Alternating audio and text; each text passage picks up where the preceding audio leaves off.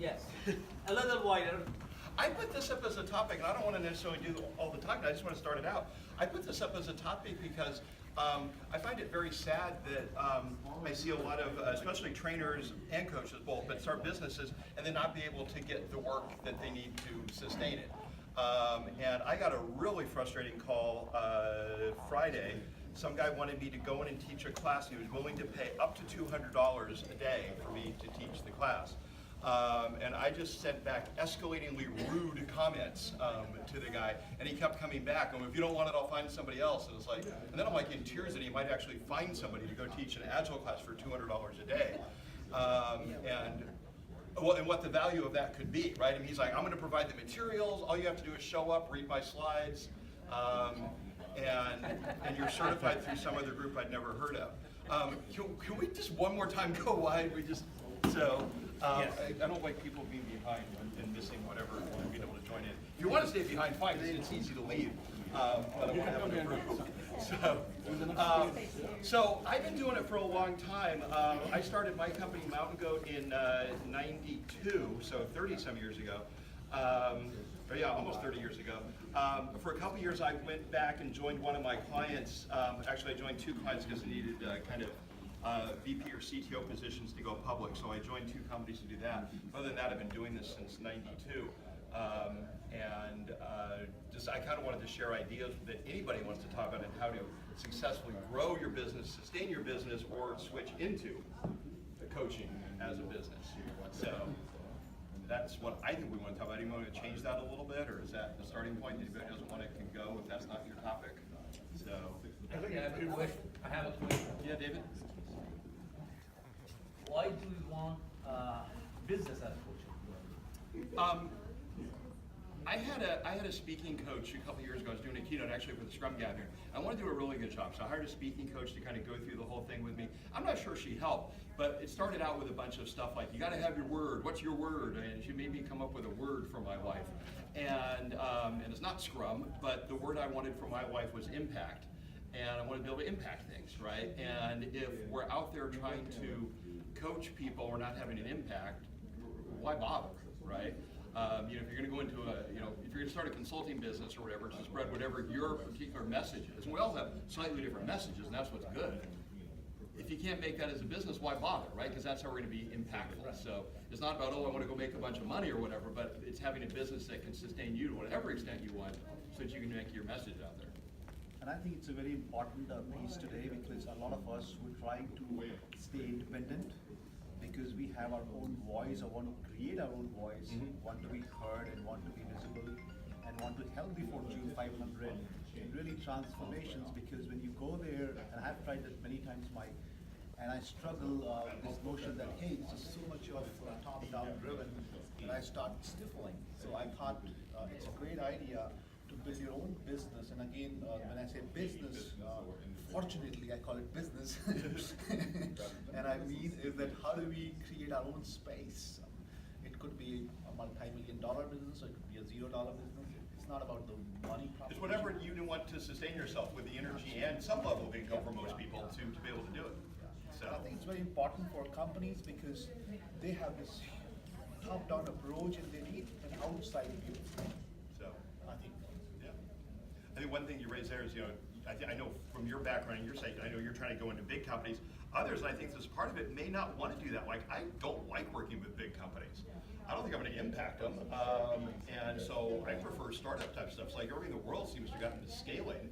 And somebody calls me up and like, I got 500 teams, come convert us. I'm like, no. Right? I got 5 teams. Okay, I'm there, right? So, so I think each of us have to have our own niche, and I think that's what's cool, right? Go after the Fortune 500. I'll go after the Fortune 4 billion, and get the bottom 10%. Because we each have what's fun, right? So I think that's part of it. So Mike, the question I would like to have is that for somebody who's trying to enter into this as a consulting or as a business today. So one thing is, it's great to hear what has been accomplished by in your company or some of the other companies, but you would like to hear somebody's trying to enter that right now. How do you not only just go about it, but what makes you evaluate the market, the business, where is the opportunity, and any guidelines on that would be helpful. Yeah. I mean, I can share in that, share a little bit. Like, so I started my company 3 years ago, as opposed to 27 years ago. So I was married 27 years ago. No, that's a different business. Yes. So I started 3 years ago, and one thing that kind of naturally helped is like, how do we get coaching? How do we do the business? I reached out to the colleges, and one thing I want to do is always give back. So that was a big part. So one of my pillars in my company is community. That's my first pillar in my company, always giving back. So I went to a local college and hired interns. So I run an internship program. So one of the things with them is like, what do we want to do? What do they want to do? Learn. So they were here to learn what Agile and Scrum is about, not just be a developer. They can go to another company to be a developer. That wasn't the model. So we built together a framework to help transform companies, and a phrase we came up, so your phrase, impact. We do a people-to-people approach as our phrase. So whether it is a Fortune 500 company or a small startup company, we're always focusing on the people. And we always catch ourselves that way. I don't come in and coach an organization. I come in and coach the people in the organization so that they can go ahead and coach others in there. So it's always about helping the people. And we built a framework on being able to go through that. And we actually went through a trademark process on it too, which was kind of a cool thing to do. And that's helped me talk with other companies, because I can walk them through this framework on how their culture can emerge, embracing people, supported by coaching. And ultimately, so we walk away and you continue with that. Clients love that message. That's cool. I Your, like that. your exit strategy, how do you get out? That's what I like. You don't coach organizations, coach people in them, right? Now, we'll still call it organizational coaching. It's shorthand at times, right? But you always got to remember it's the people, right? Should we start with with a couple of things? Should we do a show of hands of how many people are independent and sustaining their businesses? How many people want to move to be more independent? Should we kind of start That's a good start. with that? How many people are running, even if it's just you as solo, running businesses and are looking to kind of ideas for sustaining ourselves? And how many people are looking to perhaps move into that type of a model? So why don't we start with a discussion of how some of us got started, if there's any interesting things that we can share about how we started in terms of making the switch. Can I just add something? Because Yeah. I did not raise my hand for either of those. I missed one. Yeah. Probably. So Other. I do work full time and I love my job and I coach within the company. I'm actually here to see, is anybody, or did anybody think of potentially doing it in parallel with a full-time job as something that you would do in conjunction with your full-time gig? And because I do love, the Fed and the mission that I suspect the there were a lot public of people that did it as a side gig to get Right, started. so- I started as full-time back in '96. My first consulting, opened the company, dissolved it. 2002, opened another company. I was full-timer. I sold that by 2010. I was consulting. Now I'm consulting. I had full-time and consulting simultaneously for about 7 years, and I'm back in full-time consulting. It's I'm so I'm here to instructor find at out how PCSC extension. whether that's Yeah. I'm teaching a couple of PM courses there. Okay. I like the idea of youth shaman. I'm going to start working on that. I think a lot of us might have started off that way, because initially when you start, you don't have the resources, you don't have the knowledge, you don't have the confidence even that whether this will survive or not. So a good starting point was for me that I had my full-time job and then I started this on the side. But eventually it came to a point that I had to make a decision whether I have to jump or not. And it's like jumping in the swimming pool. You don't know if you'll survive or not. You know if It's a you'll risk. make enough money It's or a not. risk, yeah. But that's the risk I took. I want to add to one point. A lot of people who know me as I'm more giver than taker. So if there is any way, anything that you think I can help, speak up. I'm a board member of PATCOP project, Professional and Technical Consultants Association, the longest living association in Silicon Valley. I'm a member of at least half a dozen of consulting groups here. Good. Pick up. Let me know if there is anything I can help. Very generous. And I'd like to, sorry. Go ahead. Oh, yeah, no, I was trying to speak, and I wasn't getting a chance, but, no, I've had a portfolio career in the past where I've taught at multiple universities, and just in the last 2 years, it's actually the first time that I didn't have multiple things I was doing, because I was restricted by the companies I was working with when I joined them, that I had to give up some of the other things, so sometimes I think with some companies or some of the consulting companies, they have like non-competes or things like that, so.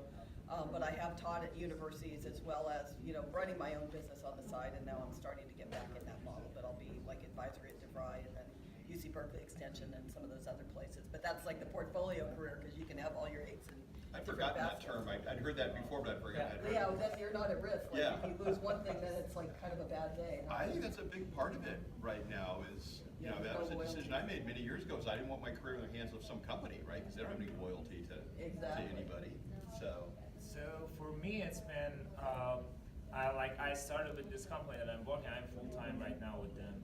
But when I was starting, I said I need to get some consulting job as I'm going, because that's an opportunity for me to learn more. Because the environment is very easy to get biased and think that that's the only environment out there. Then you go to another company, you see there are many things that you can learn from them and get this environment better. So that's what I told them, that every year I need 1 month, 2 months of doing consulting, not just for the sake of having my own business, just for me to learn and grow myself. Did you have a hard time selling that to employers? Since I said that at the start, not very hard. But I assume if what was hired and then started that would be good. Yeah, I've done something similar way in the past. I have a question for the crowd. Starting company, I can help. I have done that, no problem. Marketing and sales generation is the next hurdle. I mean, my background is engineering. I can give a lot of advice, and I'm sure Please. others can as well. Let's go a little bit more with how do we make a transition, because I know Lana had a comment. So I started off as a digital or more of an IT project manager for about 15 years, and I watched the trend. As much as I wanted to go in and learn through diverse experiences, my experiences in full-time jobs did not last more than 2 years. And having to transition and sell yourself, it was a sales competition to be the one winner to get a permanent job somewhere, gave me the experience to think more in a nimble way, to say, I am the bread and butter of what I offer, so why not go as a consultant, independent consultant, and offer my services. And overall, my resume read very short, quick injections of different experiences, but what I really got out of that was get into the trenches of being the new person on the team and how to survive in an environment that is of a different culture. Having to learn those ways to survive very frequently, in addition to what you bring to the job itself, made me more of a consulting material. So overall, I started consulting on the side, but I am the product. I am the product that I offer. I agree with you. I've chosen to grow organically within. I don't do transformations. I now look for fintech startups in particular, because that's where my passion is. I do come from software application development environment, but I never worked in the space. I went into project management, and later on, right now I don't care for the title. Scrum Master of 5-6 teams, I am coaching from within. And I put a little sign out there because I work with fully distributed teams, 54 countries in the making. And I want to understand, how can we take this to a next level and achieve the same success and empathy and everything else that goes with our coaching experiences at a team level, let's say at a team level, remotely through a video conference, and all of the nuances. So I think my learning was more of a professional coupled with personal growth, coupled with knowledge, but really what made it is getting thick grit in the game and thick skin to survive different environments, and this quick in and out gave me the consultancy mindset to say, I know what I can contribute to this environment, and it's okay because you may not be the right opportunity for me as well. So I almost interview the interviewer, and by that I get axed out of the competition very often, because I know that you don't have the mindset that I'm looking for. I cannot grow and work with you, so I'm doing myself a favor if you're not the next client. A paycheck is a paycheck, but you may want to have it your way, which means be comfortable with Organizations that needed to get past the problem. So going to Rackspace, for example, and I would help them solve a problem, like an hour. You know, it wasn't a whole lot of my time. Went to Pearson, did the same thing. Went to the Air Force, did the same thing. And just had a group of people that wanted to solve a problem. And that's what I did. And then ultimately, when I got so frustrated, I quit. USA brought me on. That started Bearded Eagle, switched the name from Centage Consulting to Bearded Eagle. And then as soon as I finished with Bearded Eagle, I immediately went to Rackspace from that 1 hour thing that I did at Rack. And it was literally, I just went in and I said, I'll give y'all an hour consulting sometime at night with a group of them. And that's kind of how Bearded Eagle really got started. And then we went and did that Rackspace contract, and then it's been off to the races ever since. So with me, it's been always about, there's always a little bit of free time, and I can find a way to give some free time to people to solve a problem. Not to talk theory, but to really solve a problem. And so it's one of those things where, you know, it's kind of like, I saw me and Mike kind of get toward the middle of yesterday because, you know, I'm all about if I know the answer, I'm going to give you the answer, and we're going to keep it moving. So it is one of those things where that's how Bearded Eagle really got formed, out of giving free time in various places. Even when we moved up to Dallas-Fort Worth, you know, I was literally doing pay it forward classes. Where it's just like, hey man, if you ain't got a job, if you're military, if it's whatever, you just rent a spot, and I'm gonna teach you some Scrum, make sure you get there. And I've had people that become executives that have brought us in later or whatever it's been, but it's been that giving people time without expecting them to return. That's how we really built Bearded Eagle on the ground, is doing stuff like that. And again, it's giving them the answer. It is not really going in and saying to them, well, theoretically, we can point you toward this thing. No. I'll give you the answer. I need to help you in some kind of way. And so that's kind of the way it kind of got formed for us. And it's the same way to this day. Walk into a place, start a community, they want answers. So I give an answer to something. My philosophy has got a plethora of answers. You know, so you just tell me what the problem is, and we can figure out an experiment you can run.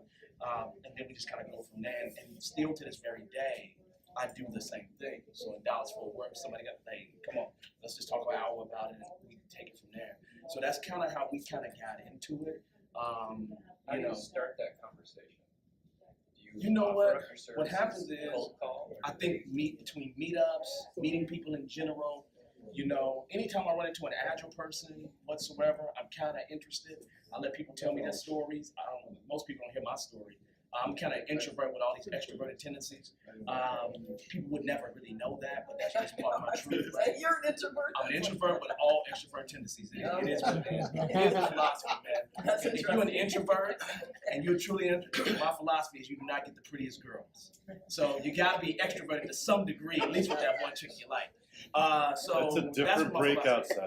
That's recorded. You know, so just part of the truth. I zoomed in. You just don't get the prettiest girls if you don't talk to them. Who tweeted that? You gotta step up, man. So anyway, that's me. That's a But hashtag. you get the idea. We're just giving some free time. You know, I think that's how I got to the Fed, is free time. Right?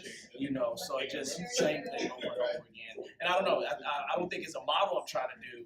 I just think it's my willingness and wanting to help, right? And I don't know what's going to happen down the road, but I know I've been given a lot of free time, and I know things will just kind of come. The universe just kind of works in that way. Okay, I can't see, and I keep calling out people. I want the next two people to be people who haven't spoken yet. So somebody new or something. It's Luke. So I started my business. I've always had my own business because I just couldn't get on anywhere. But the common theme I want to start with that I heard from everybody is that you got to start very small and giving back. And I didn't realize that because I've had people always ask me, how did you start? And I get right into, well, this is how you get the corporation started. This is how you do your taxes. And I completely missed What taxes?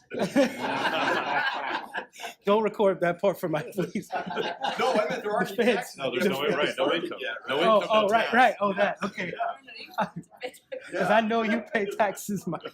Yeah. I don't want to know what that looks like, but yeah, that's the first step that I never thought about, and that's why I like being here. Is that's my new first step is start very small and give back, because if you're giving back with the skills that you have and you start very small, like Devon, you said, you know, you might start with an hour somewhere or just something free or helping somebody out of work. I forgot I did some of that stuff, and I have friends that are doing that now, and it kind of turns into something else. You kind of get that comes full circle. I was looking at the next step, right? I don't want to know 10 steps down the road, just the one. That's the first step. Yeah, take your talent, start small, Who and else that we haven't heard from add something? Sasha? Not to be a bad guy, but I want to share something that Michael Della Maza discovered recently. First, he made some research and came to the conclusion that agile coaching is becoming a commodity. And we have big sharks coming to this red ocean and start cannibalizing smaller businesses. Solutions IQ, cannibalized by Accenture. And there is more and more and more. So there is less space in this red ocean for small fishes. It's either big sharks, or if you are a private consultant, it has to be a big name, somebody who is well known, well established. It's more and more challenging for small players to find your niche. And I'll end on that just real quick. So that's kind of the history of the United States. In any type of business, the big guys buy the small guys, and the big guys get bought up by the big guys. So the way to do that is you always have to find the differentiator. What is new? What is different? What is the next thought in coaching? How can we help? So, because big guys will come up with a process inevitably, and they will sell that process, right? We want to come in and be something different. How do we be coaches? How do we help you build that personal relationship? How do we give back? New things, new ideas. You're at a gathering like this. The big guys are trying to host their own. They're not necessarily coming here. So you're always getting new things. The cohort that Sasha and I are on, I get amazing knowledge every week, every Saturday morning we're on this call. Those are new things you can always bring to your clients. So you always have something new and something different to bring to the conversation. I want to build on what you said, because you said, know what's new. Know the thing that's new before the big guys do. What always was important to me as being a consultant was to be known for something, and it could be being known for the new idea. The new idea is going to get old eventually, right? So own a niche of some way, right? And anybody who knows me, think about me. Pretty quickly, you're going to think about user stories and estimating, right? Those are going to come to mind, right? I own those two niches. Somebody can come in and attack them, that's fine. But right now, I own those two niches. I got a friend, Clinton Keith. If you know him, he owns Agile game development. I've written a book on it. He's a former game CTO. And anybody who wants to go be the Agile consultant for game development is going to run up against Clint in client work, right? Doesn't mean there's not room for two, but you want to own something that becomes yours. And it could be like, I'm the guy that's always on the leading edge, right? Kind of the description there. It could be like, I am the person to talk to for banks, right? It could be fintech, right? I own fintech. Somebody comes to you and they're out of that space, like, I don't want to talk to you, right? When you refer them on to somebody else, right? It could be like, I am the person to talk to in San Diego, right? Whatever it is, right? So you want to own something. And I think, to me, now is a good time, and we don't have to, but I think it would be a good time to switch in a bit of where David brought us a few minutes ago, 10 minutes ago, about the marketing. How do we get to own one of those niches? I brought that up, so I'll just kind of start with that. Anybody else add in? For me, I made a very deliberate decision back in 2000 when I was doing some process consulting, but a lot of development. That's how Mountain Goat Software got started. We were doing projects for people, and people kept asking us, okay, thanks, you built that for us, but can you teach us how to do it ourselves faster? And so that's when we switched into doing the process consulting instead of outsourced development. And I made a very deliberate decision at the time where it's like, okay, what I'm doing is Scrum essentially, but the Scrum of 98, 99 is very different than what it is today. It had these weird things called sync steps, all this other wacky stuff from back in the mid-90s that Jeff was talking about, and the Scrum that I was doing back then was very different from that. And I made a very deliberate decision of, do I want to come up with my own name for a process, and it'd go nowhere, like something like Crystal, which had some good ideas but never really went anywhere, or do I want to just say, okay, what I'm doing is essentially 90% Scrum, I'll just call it Scrum, and I don't do those sync step things, I do sprints, and I don't do gaps, I do back-to-back sprints, and I would just call everything I did Scrum, even though it was a little bit different. And that was a very smart decision. And what I started to do was to just put out a lot of free content. Back then, there was no name for that. Today, it's called content marketing. And content marketing is basically putting out content and attracting people into that content. So I guess we run ads. I think we run ads. I don't know. I have somebody who would do that, but I think we run like Facebook ads or something, Google ads. But we never like have big ad campaigns. All we do is have content. We try to bring people in to the content. And so I think content marketing is the key for a lot of starting out. I did not do the half consultant, half employee thing. I made just a full-on switch. But I did it when it was like, I can't not. I had to because I was getting so many inquiries because I've been putting out so much content. It was like, I can't keep saying no to this stuff. I just got to do it. And it made it pretty easy to make the switch there because I was getting so much inquiry. And then once I put the word out that I was full-time doing it, it came on like a flood. But so to me, content marketing, that could be going to conferences. It could be doing some free sessions occasionally. I'd be a little nervous about that. But the conferences, it's own a forum, right? I don't do any YouTube stuff. We put out one YouTube every 5 years. But I do a lot with the blog and I do a lot with the weekly email. So I'm a writer and I can do that anywhere when I'm traveling. But be the person who owns Pinterest for Scrum, right? Whatever it is, right? But find one channel, get known in that for your one niche, and then add on from there. That'd be my one big tip. I just want to add something here. One of the things that helped me is my network. If I have something that I know Mike can do well and I don't have time for it, I pick up the phone and I call Mike. Mike, I have this week and I need your help. And that is sharing, and it helps a lot among consultants here. That's something that we are good at something. You are good at something. That's your opinion. Yeah. And if your network knows, your close network, we can beat the big guys. Yeah. The big guys are not going to have us among the kids. They're going to make sure that they pay and they want us to go back for the paycheck. This is the network that is going to help us each other. Talking about content marketing, Mike, I really like your PowerPoint presentation that you put on your website, because for significant time, and you said it's free, anybody can download and you can use it, and I use it a lot with my clients because initially I didn't know what to talk, and when I went through Scrum Alliance, I saw something I thought, yes, a lot of content I got from there, so thank you very much, and I think that's a great idea for some of us who want to get our businesses around niche marketing. Yeah, so create a presentation. I mean, it could be presentations on SlideShare, whatever it is, right? And get known some way that way. So. So my question is following up with what you mentioned, but if it's right now and you're not Michael, you're just starting with the experience that you have, how would you start? Because back in the now you have all this popularity and everyone knows you. You put the content there, against several other contents, probably the reputation, of course the contents are really good because it's coming with 27 years of experience, but the name comes with the content. So now if you want to start over and nobody knows you, how would you start? Again, writing another book or finding a new thing, which is really hard at this point.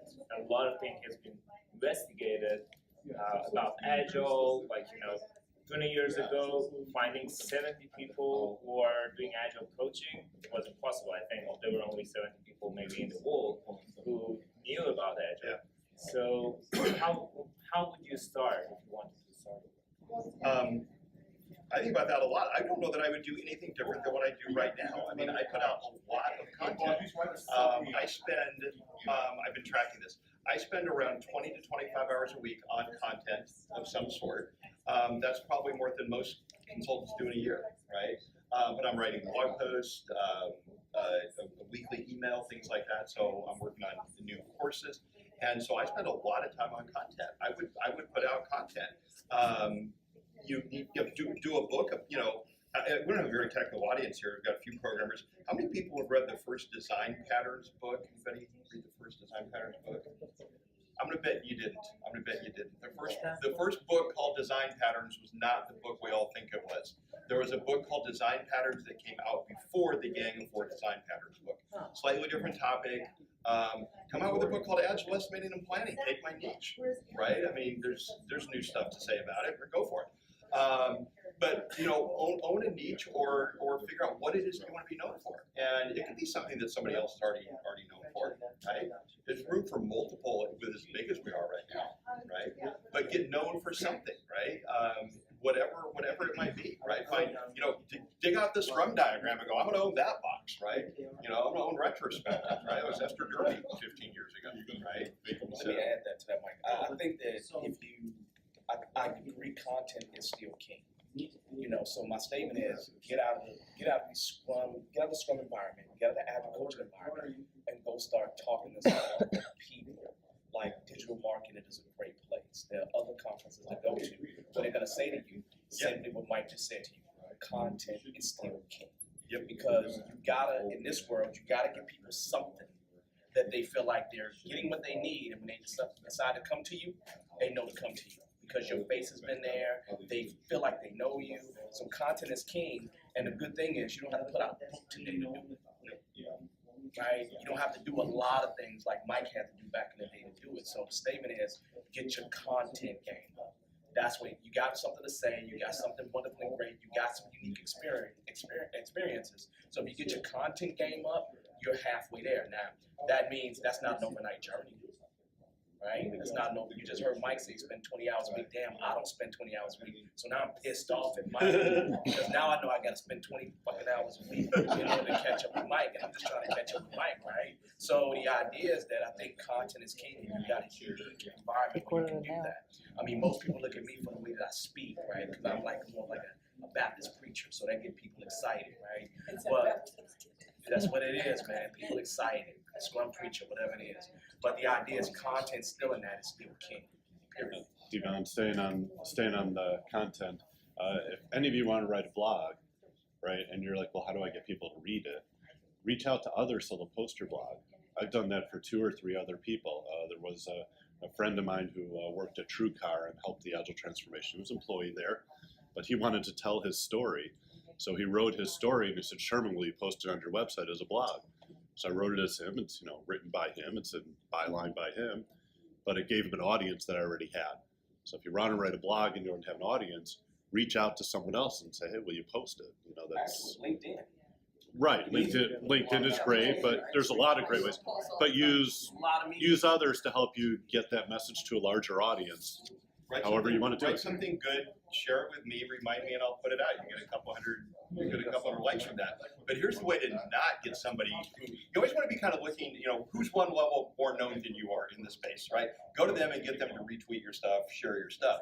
But here's what you don't want to do. Don't go to that person and go, I'm a big fan. I've never left a comment on your blog, but will you please leave a comment on mine? Right? I get a dozen or more of those a day. Delete and often block when they come back and, you know, please 4 more times or something like that, right? You know, if you want somebody, and I'm not talking about me, but if you want somebody to do you a favor, right? Share your stuff on LinkedIn. For the next 2 months, like their stuff on LinkedIn. Leave a few comments so they recognize your name and go, hey, I've been a big fan. I really liked your post on retrospectives last month, whatever it was. Would you do me a favor and share mine out, right? Odds are the person will do that. When you hit them up out of the blue, and I know I'm ruder than most people, when you hit them up out of the blue, right, just, hey, I've never liked your comment, or the one I love is, will you review my book? Will you write a review of my book on Amazon? And I just send back, it's like, send me a link to the review you wrote of my book, right?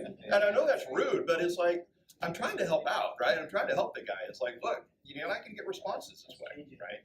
So get known to whoever you want to share your stuff, approaching them with a nice ask, and they will do it, right? I'll do it. To add to that, meetups everywhere, right? And so there's no reason why you can't engage in a meetup. I mean, you know, again, honoring the master, right?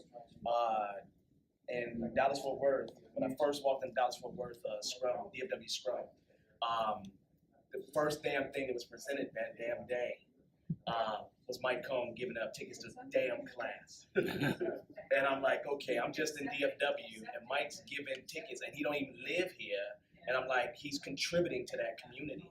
and people respect that and love that. So a meetup is another great thing to do. Getting involved in meetups, doing things within that community meetups, networking here at Scrum gatherings, all that stuff is nothing but pluses, right? But that's time that you're giving, that's stuff you're giving for free, which is stuff you got the ability to do. It's not like you don't have the ability to do it because you have a very different experience than I do or Mike or Sherman or anybody else, right?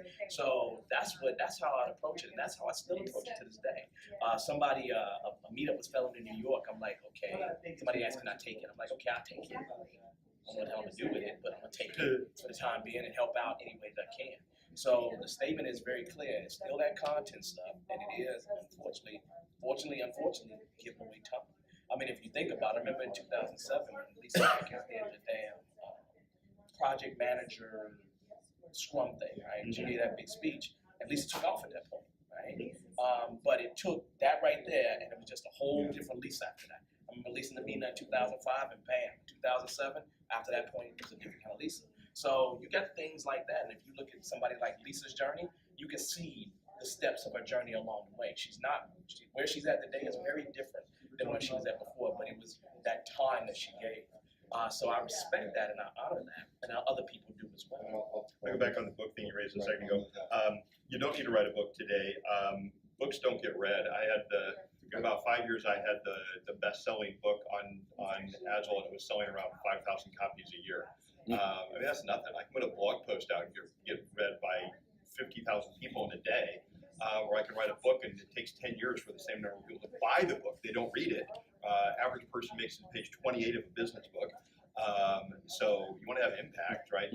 Look at the last book I read 10 years ago. It was my last book, right? I don't plan to write more books. Books are dead. My publisher always calls them your business card. He calls them your 5-inch by 8-inch business card. That's what they're for, right? I'd rather write a blog post. I get comments on the blog post. I can tweak the blog post. I do videos. I get feedback on the video. Oh, people dropped off 3 minutes into the video. I better re-record that part, right?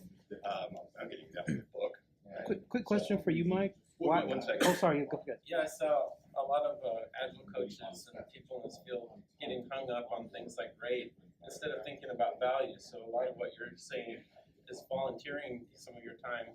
But, hey, if you find the opportunity where you can contribute significantly, and it may be below your rate, but you can go in and provide huge customer value, that's going to be, your next gig is they're going to be word of mouth through that. And then I heard a lot of people say, hey, I won't talk to recruiters. Recruiters call me and I just hang up or whatever. But building those partnerships with different consulting firms or, other recruiters has led to almost every gig that I've found. So I wouldn't ignore recruiters. They can be really great partners. I would say I've used LinkedIn Pulse and everything before I've done Agile conferences. I've done about the last 5 of the Agile conferences, and usually every time before I go present, I do use LinkedIn Pulse a lot along with blogs. Those are a lot more powerful than books. I have one book, but it was more for just branding to get me into the position I was in. But I also, besides the Agile meetups, I recommend to go to industry conferences as well, because in the Agile meetups and the Agile conferences, it's all going to be other Agile people. And you're not necessarily going to generate other business, but if you really want to generate other business, then like the fintech or whatever your industry niche is, and start going to some of those conferences as well. Clinton Keith, who I mentioned a half hour ago about owning game development, he's speaking next. He just did one last month, but he speaks at a thing called Game Developers Conference, 30,000 game developers. Right, yeah. I don't see him go to the Agile conferences. I spoke at an Agile conference 3 years ago. I did a keynote. I think the last one before that was 6 or 7 years before that. I did them all in the early days. I think, go and do 2, 3, 4 sessions, but you're right, getting into other sessions where somebody might actually hire you. Also have a topic where it can lead to work, right? Like you want to do a topic on estimating. I need estimating help, right? So like anytime I wrote a book or anytime I did a session, I wanted to see, okay, what is somebody going to hire me from that for, right? That's just something I wanted to talk about. It had to be something that could directly lead to work in some way, right? Or I didn't want, why do I want to bother doing the talk? Right? Exactly. So. Can you monetize a blog other than traffic? I haven't tried, but I mean, you can. I probably could. So could you monetize a blog, basically put ads on there or something like that? Yeah, like a subscription-based login or something to access the blog. One of the marketing guys. I've launched a separate business that I have organically marketed myself, which was I can definitely, I have the skills, I can do it. Yeah. My peers don't need enough support. That's the thing, we wear many hats to get to where we need to be. I just haven't focused on me as a sales, as a business. But I'm curious of this. Oh, and I have. Does anybody else monetize the blog in any way, or do that? I think YouTube is, you can monetize that, but I didn't make like thousands of dollars. They're just pennies. I mean, if you use Google AdWords and you put a Google ad on your space based on visits or impressions, you'll get some money back from Google, but they're pennies. Yeah. You know, if you're not hitting hundreds of thousands of visits. Yeah, I think it'd have to be pretty darn huge. I guess I've monetized mine. It's kind of weird. Amazon will republish blogs to Kindle, and they send you some tiny amount because they make people subscribe on their Kindles. Yeah. And I get like once a year, I get like 18 cents from Amazon. Exactly. Kindle subscribers, right? It's more more frustrating than anything else, right? The stamp costs you more than. Yeah. So no, I don't think you can truly monetize. Any of us could monetize the blogs very well. I just don't know that we'd have enough audience. So. Mike, I want to talk just 30 seconds on his point. He said that companies like Solutions IQ got bought over by Accenture, so the big companies will take you over and kind of cannibalize you. That's what I heard. But think about it, for some of us who've already been working very hard for the last 10, 15, 20 years, might actually want to sell their business. If it is one, selling is not a bad idea, because if you can generate $5 million in change, that's not a bad idea, right? Then again, I'm the business. How can I sell myself? On that. That's well, excuse me on that. Well, and that's most of us will never sell our businesses. My apology on that. I wanna just have a couple of comments. Meetup is one of the best places. I'm co-organizer of a couple of meetups here. I know I'm going to ask Mike to come over for one of our sessions. In project program management, I've been active for the past 8 years at Silicon Valley and San Francisco chapters. If you have anything you want to talk with, I can link you on. I'm going to talk about svprojectmanagement.com. I'm revising that. You know Kimberly Briefling, a few of us know that. They created that, and UCSC owned it. They wanted to kill it. There's about 1,400 entries in it. I just hated to see that goes down the drain. So they volunteered me, and I took the tab. And now I own it, but the feel and look is really crappy. I've created a Scrum team of volunteers to donate 4 hours a week of their time. We've created, this week is our 4th Scrum gathering, and we're revising that. Please take a look at the svprojectmanagement.com. If you have anything to publish, please join us. So let me add to that. I mean, I go to a lot of different cities, obviously, because I just like the train and everything else. And when I go to a city, man, I will stop by Meetup. Agile NYC, DC, down there in Florida, in Orlando. I just stop by. I stop by a PMI chapter because I'm just like, look, I don't know y'all don't know me, but I'm showing up like your family, and we're gonna have a conversation. So I'm always stopping by people, getting myself outside of my comfort zone, and I think you need to do the same thing if you're trying to build that network, right? So Meetup's a great place, but PMI chapters is another great place. I don't know of a single organization, a single one, that is able to get 50 people to come pay for a dinner to get PDUs in every city. I'm leading 2 PMI chapters meetings. PMO actually this coming Wednesday. When I started, we had 4 people. Now I have 14 people coming. Mountain View chapter, it was big. Last time the room is for 16 people. We had 22. And we have CTOs coming from different organizations. They joined because of the community. Anybody lucky enough to not have a meetup in your city? And I'll say why I mean lucky enough not to. Start one if you don't, right? Yes. So, because a lot of the Agile coaches have done this, or Agile trainers will do this, they'll start the one in their area, and then they kind of own that, and they can use that for good or bad, right? I mean, there's somewhere I volunteered to go speak at one, and they're like, nope, that's mine, you can't speak there, right? And it was another trainer, he didn't want somebody else speaking at his meetup. So don't necessarily be a jerk about it if you get people that want to speak at your meetup, but I mean, if you get known as the organizer for that meetup, that gives you a big boost in credibility, right? There are people who became, the guy in DFW, forget his name, but he ran DFW Scrum for years and, became a trainer after that. So, I mean, he can't be involved in it very much. I mean, I started Texas Agile, but I had to stop it because it was an hour drive to the flipping place from where I live at. So, I mean, there's 4 meetups. There's literally 4 different meetups that happen in DFW around Agile space. Very active. And that doesn't even include any of the other type of meetups that actually happen. So, I mean, for me, there's no reason why in today's world, 10, 15 years ago, I could understand. But in today's world, there's no reason why you can't find a group to engage with, go get some time to.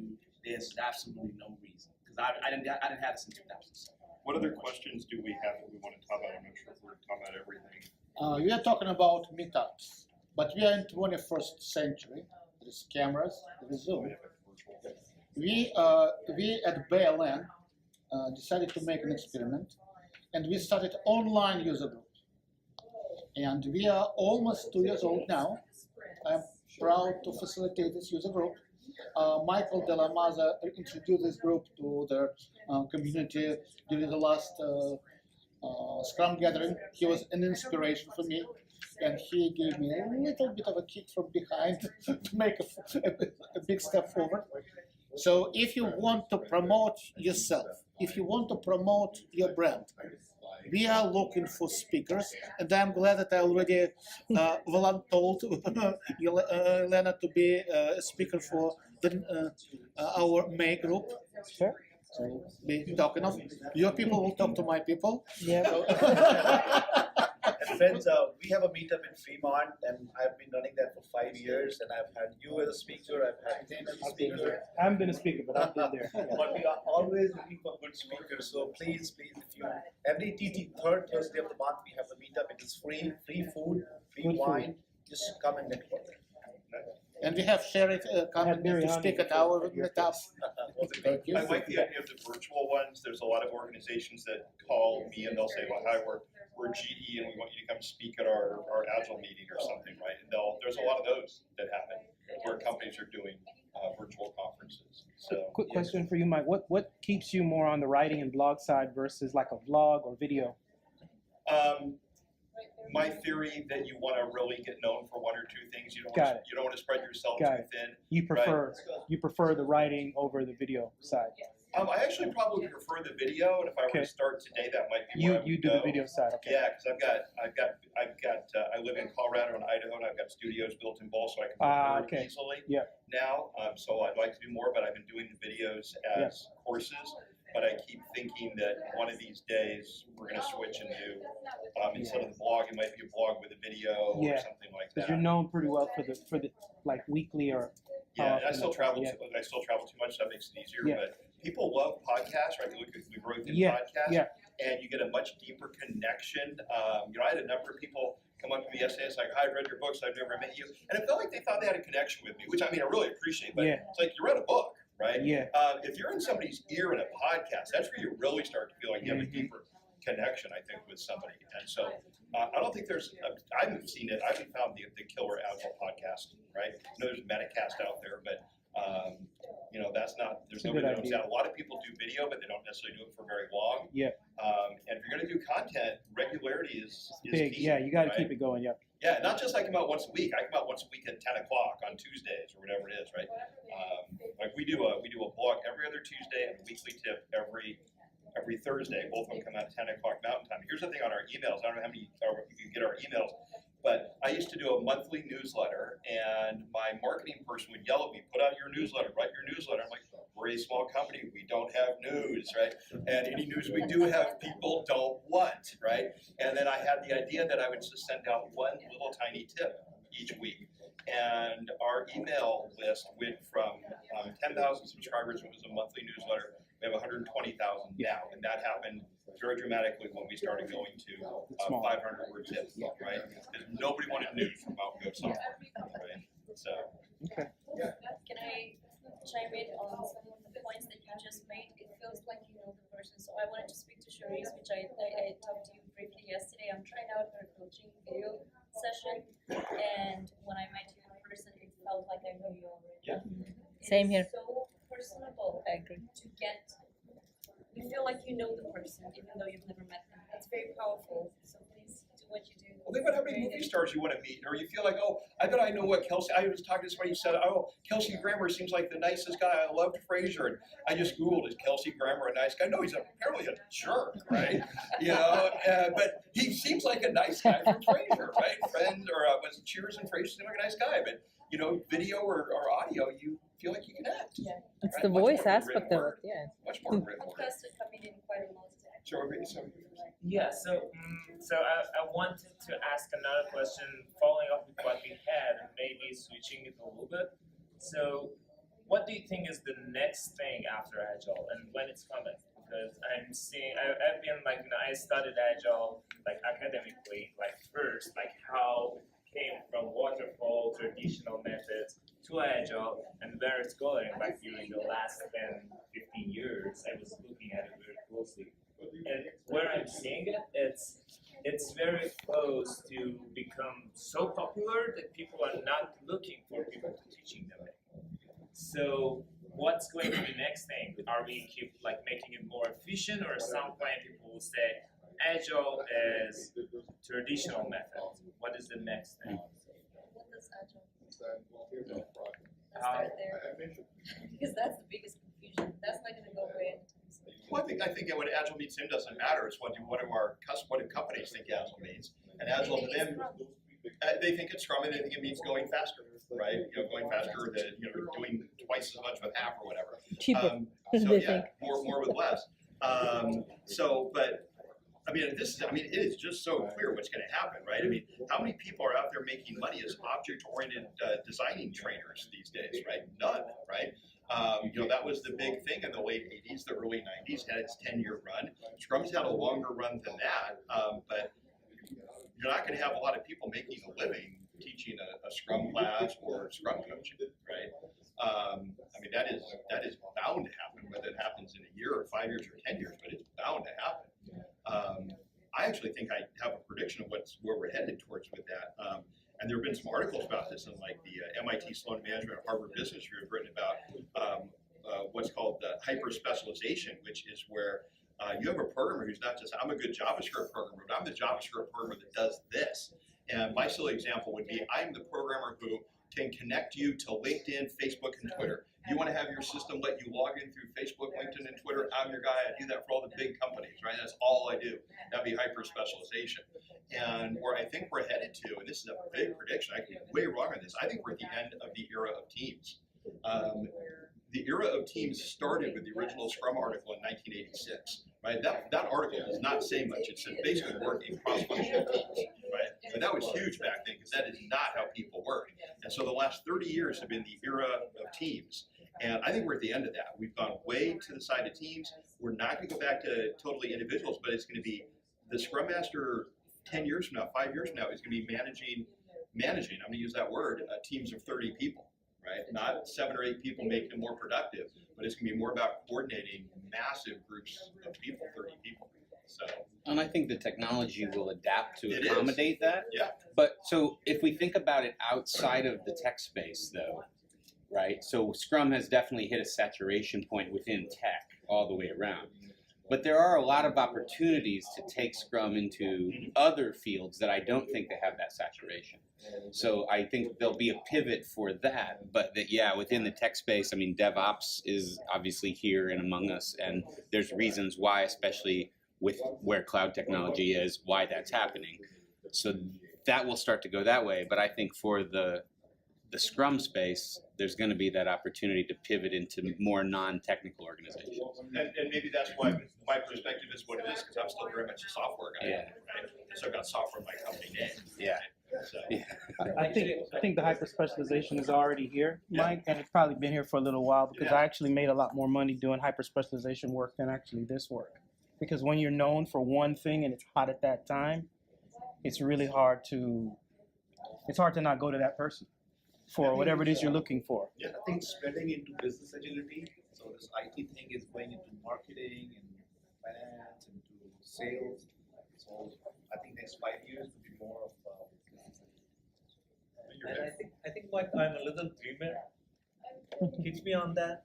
I think we are in very infancy period. Agility, not just Scrum. And I'm dreaming on days of CEO-less companies, C-level-less companies. The entire organization is run by team of That's coming. We like it or not, because that's corporation had come to a point that had become the biggest impediment in community development. That's got to go away. So you're talking about Scrum for other teams. I've had a talk at NATCOP for marketing. I'm working on agility marketing. I'm working on agility in finance.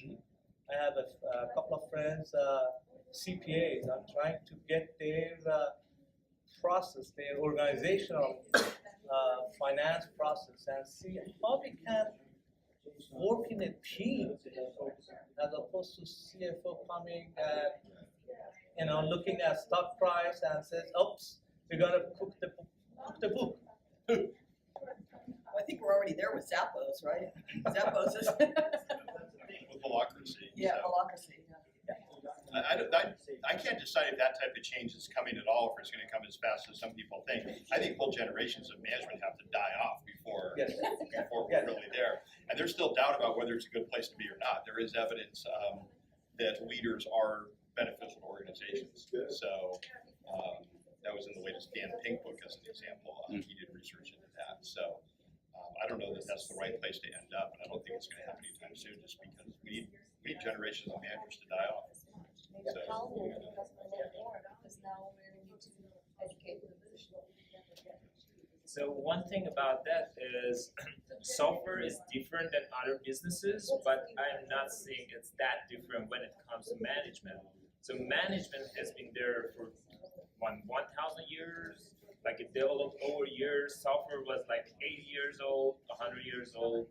So we are different, but we found that difference and defined agility to fill the gap. But I don't think when it comes to management, when it comes to finance and marketing, there's still I think those type of business, part of the business have been matured over the years, over like 1,000 years.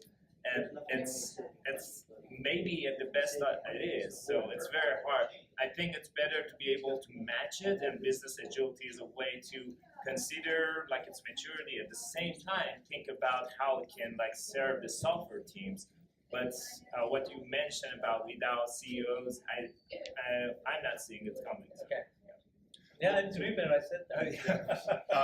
I'm really excited about being a chief agile coach, because I believe that we have to take this agility to the CEO level, and maybe not call it chief, Mike, maybe call it servant agile coach.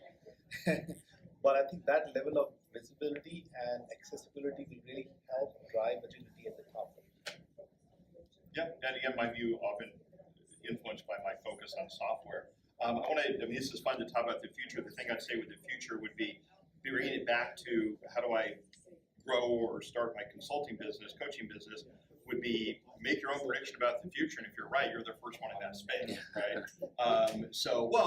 You do that as part of your bet on where you're positioning yourself, right? So if you see some part of the future that you want to create, go create that. You'll be the one that owns that. I want to see if we want to go back. Is there more we want to cover on, especially for anybody that's getting started that wants to know anything to help? Because I would love to see more people as successful independent consultants than getting swallowed up by the big companies. I hate that.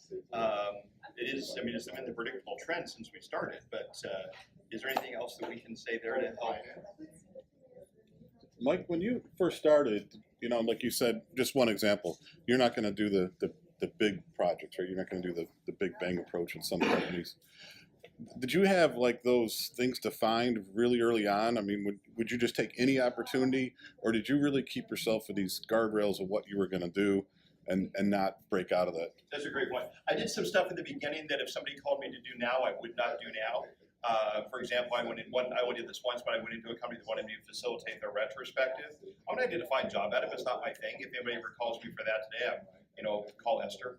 Because it's not what I do, and why not have somebody that could do it better? But it wasn't that I grabbed that because, it's money. It was more like, this is my client. I do everything else for them, and they want me to do that, right? Today I would pass on that. Back then, at the beginning, I did that. So I don't think I ever did anything that I was uncomfortable with or that I wouldn't do. But I've been lucky that as I've grown, and anybody can do this, you grow your business, you get more selective, right? You're selling shoes. You might try selling all sorts of shoes at first, and I don't like making those shoes or whatever, right? So you narrow your business down. And I mean, where you're at now, obviously you have that ability to do that. It's like when you almost put yourself in a mindset, if you can remember, 20 some years back. I can remember very easily. But it's nice now, like if I have, here's a simple one. If somebody calls me to come to work for them and they're 2 flights away, I don't do it. That's a nice luxury, right? But if they're like North Carolina, I cannot go from Denver to North Carolina in one flight. It's like, I'll pass on it, right? And that's nice, right? So travel, that's a big one. I think that a lot of people don't realize. Talk to us a little bit about your travel. What's your take on that? How far do you have to go? And I know, you touched on it. The thing for me is make travel as easy as you can. Just some stupid examples. I use a luggage delivery service. Yeah. So I don't luggage forward. I use one called Duffel. Yeah. And Duffel is like a dry cleaner. I just go on a website with their app and I just pick that shirt, that shirt, boom, and everything shows up at the hotel for me. It lets me travel very light. I personally don't ever want travel stress, so I go in a day early for wherever I'm going.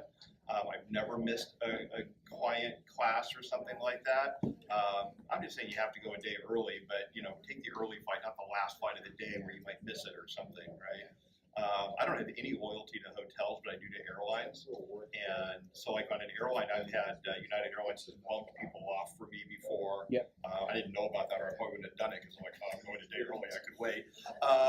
But hotels never do that for me, so I never have any rule. I don't even do anything with my hotel points, but I do try to have loyalty to an airline. The reason I ask is a lot of people think that maybe they'll just stay in one area. I'm going to set up a cabin here, and then I'm going to get all my business right here. And I don't hear that very often. I hear your story a lot more. I hear what Devon was saying more often. He's in New York, DC. You have a lot more credibility if you're far away, right? If you're far from home, like I am not very credible in Denver. Because I'm the local guy. It's like, I get so many requests. You're in Denver, let's meet for lunch, and I'll see if I want you to come into my company. I'm like, okay, here's my rate.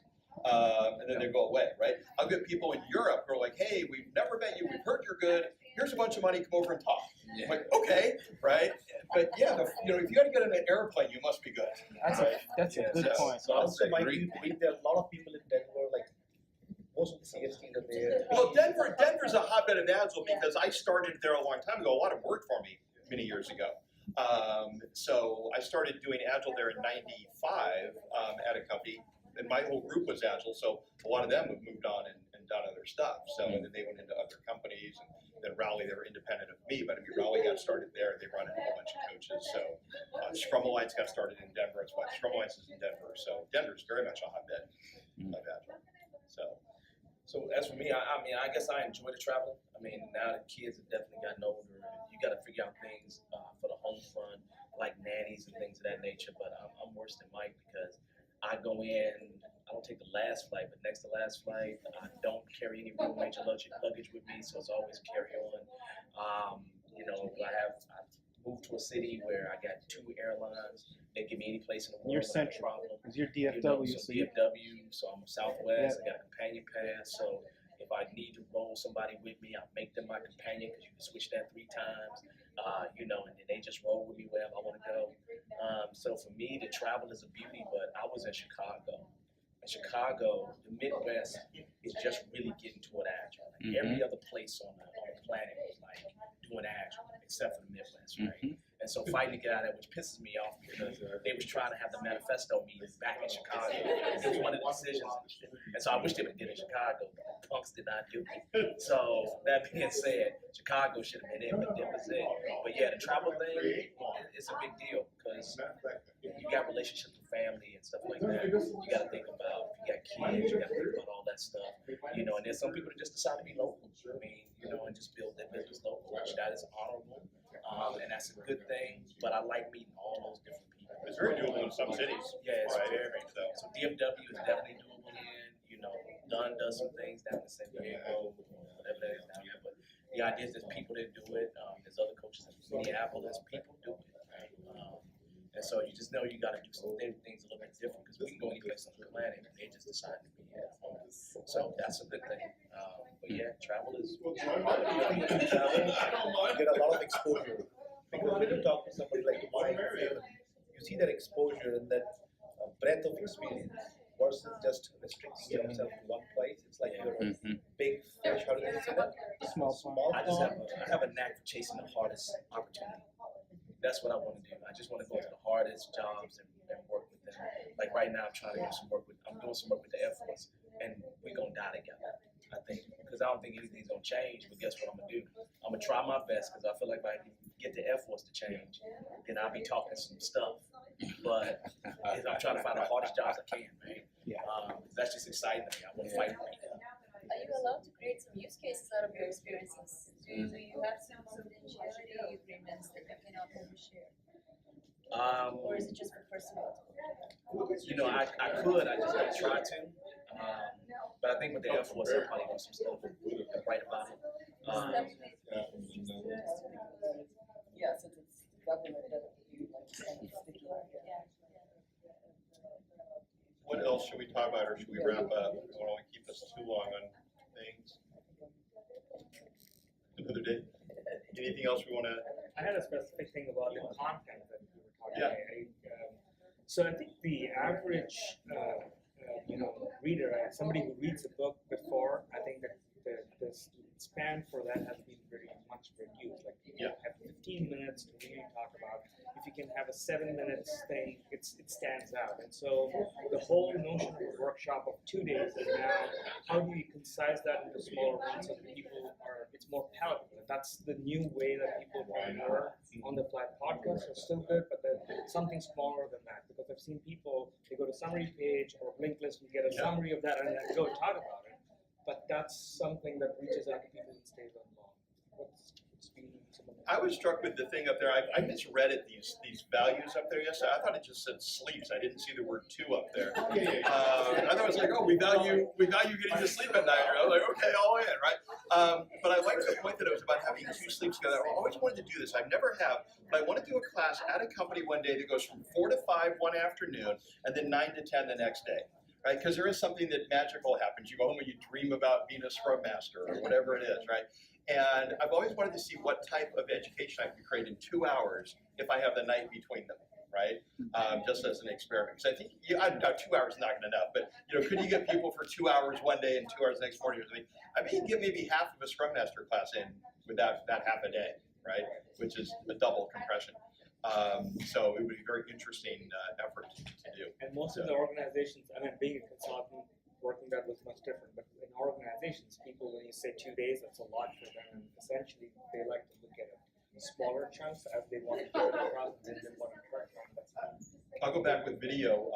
Not saying do that all with video, but we do a lot with video these days. One of the things that I pay a lot of attention to is what I referred to earlier. I'll look at a video that we put out and I'll see what happens 3 minutes in, and people are dropping off. And what we've noticed is if our videos go longer than 5 minutes, people don't watch or they drop off at 5 minutes. And so if I have something like a 7-minute video, I've got to turn it into 2, right? And so when I do a video course, the last one I did, I think there were 60 videos in it, and I think 1 or 2 were 7 minutes long. The rest I all made sure were 5 minutes or less, because people, I have 5 minutes to the next meeting, I'll watch one of those videos. But if it's 7 minutes or so, they get bored or they don't have time to do it. And so I think you're onto something with trying to have really short content, which is why I said what I did with my, instead of doing out a monthly newsletter, I do a weekly tip, real short, readable in 1 minute, and much more uptake on those. Right? People read them where they weren't reading our newsletter at all. So. short and sweet.